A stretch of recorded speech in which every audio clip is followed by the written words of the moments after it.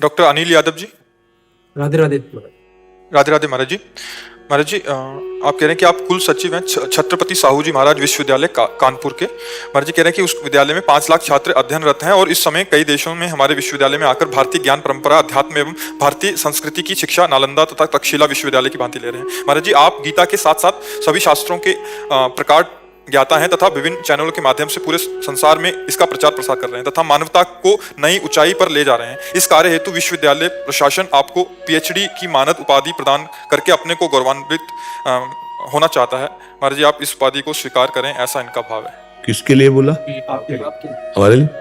नहीं नहीं नहीं, हम उपाधि मिटाने के लिए तो बाबा जी बने हैं। उपाधि नहीं, कोई भी उपाधि जो है साधु को छोटा कर देती है। हम जिस उपाधि में हैं उस उपाधि से सब छोटे हैं। हम भगवान के दासत्व में हैं। चराचर जगत हमारे स्वामी का रूप है।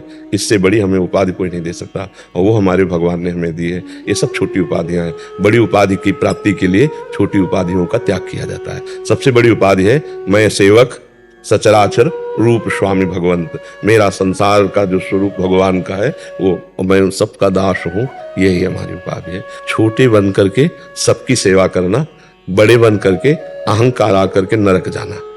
समझ रहे ना?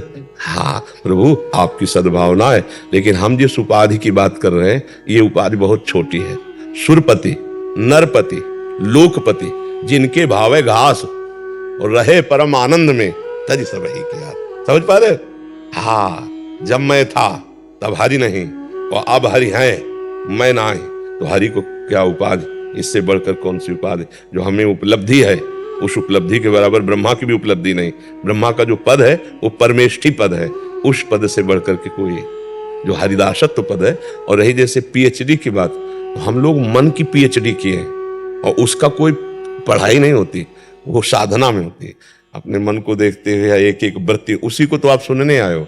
उसी का लाभ जो जगत को मिलता है ना, उसी के लाभ से मिलता है, जो परमात्मा चिंतन से मिलता है। तो बाहरी डिग्रियां या बाहरी उपाधि हमारा उपहास होगा, ना कि सम्मान।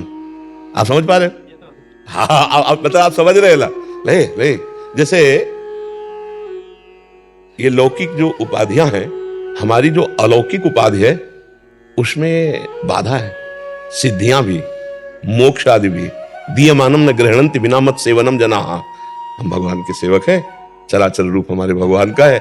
हम उसकी सेवा में, इसमें जो हमें सुख मिल रहा है ना, उसके आगे जो कुछ है वो सब कूड़ा करकट है हमारी दृष्टि में।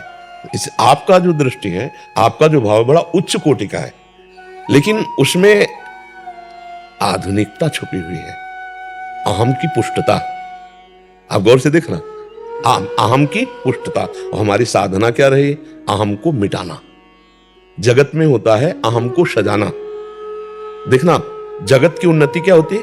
अहम को सजाना। और भगत की उन्नति क्या होती है? अहम को मिटाना। नहीं, जो अहंकार जन्म मरण का कारण है, संस्कृति मूल शूल प्रदनाना, सकल शोकदायक अभिमाना, ताते करें कृपा निधि दूरी, सेवक पर ममता आती हुई।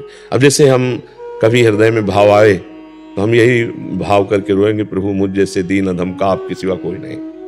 प्रभु मैं बहुत अधम हूँ, नीच हूँ, कोई ज्ञान नहीं, कोई पद नहीं, कोई, प्रभु मैं आपका हूँ। तो ये कहने की गुंजाइश है नहीं? सुनेरी मैंने निर्बल के बल राम, अपबल तप बल और बाहुबल, चौथो बल है दाम, सूर किशोर कृपाते सब बल, हारे को हरि नाम। ये जो हमारा मार्ग है ना, ये बहुत दैन्य मार्ग है।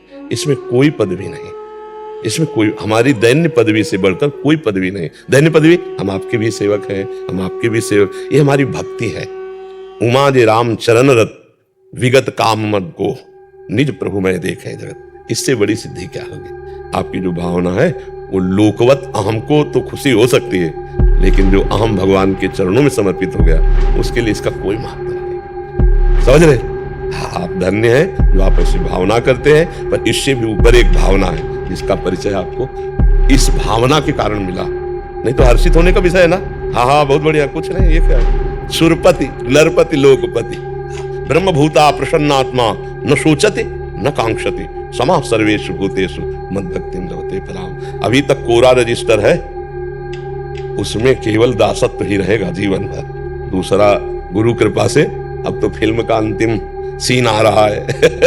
बस ऐसे कोरल चदरिया जैसी की तैसी धर दीनी, झीनी रे झीली। कबीरदास जी कह रहे ना, जैसी की तैसी, कुछ लिखावट लाई कुछ बनावट लाई, जैसी दी थी मालिक आपके चरणों में वैसे रखी। राधा राधा राधा राधा राधा। जी एक प्रश्न है मेरा जी। हमारे जो विश्वविद्यालय में काफी कर्मचारी हैं, कुछ गलत काम करते हैं तो रिश्वत लेना चाहिए, तो मैं कार्रवाई कर रहा हूँ, तो वो हमसे अप्रसन्न रह रहे हैं काफी लोग। अप्रसन्न रहने दो। अभी इस बच्चे को क्या बोला? अगर धर्म के विरुद्ध आचरण कोई करता है, अगर एक दो बार विनय के द्वारा नहीं समझता है, एक दो बार तो हम विनय करते हैं, जैसे साधुता हमारा अध्यात्म कहता है कि आपने गलत किया, हम आपसे कह रहे हैं आपने गलत किया, आप कहते हैं जी प्रमाणित है गलत है, हाँ तो हम आपको एक बार क्षमा करने की कोशिश करते हैं यदि अपराध क्षमा करने योग्य है तो, लेकिन दोबारा और फिर तिबारा ये हम चांद साहब को देंगे। तो हम अगर उनको छूट दे देंगे तो वो बहुत अराजकता फैला सकते हैं, बड़े अपराध प्रवृत्तियां बढ़ सकती हैं। बच्चे हैं, बच्चियां हैं, आते हैं। अगर कोई भी कर्मचारी जरा भी किसी भी तरह अपराध प्रवृत्ति का पाया जाए तो दंड विधान के द्वारा उसको पवित्र किया जाए। अगर दंड विधान नहीं होगा, भय नहीं होगा, तो उसकी प्रवृत्ति बढ़ती चली जाएगी और वो खुद अपना नाश करेगा और चार को और भी दें। तो वो अप्रसन्न रहे या प्रसन्न रहे इससे मतलब नहीं होता। हमें देखना होता है हम धर्मयुक्त हैं कि नहीं, कोई सपोर्ट दे या ना दे।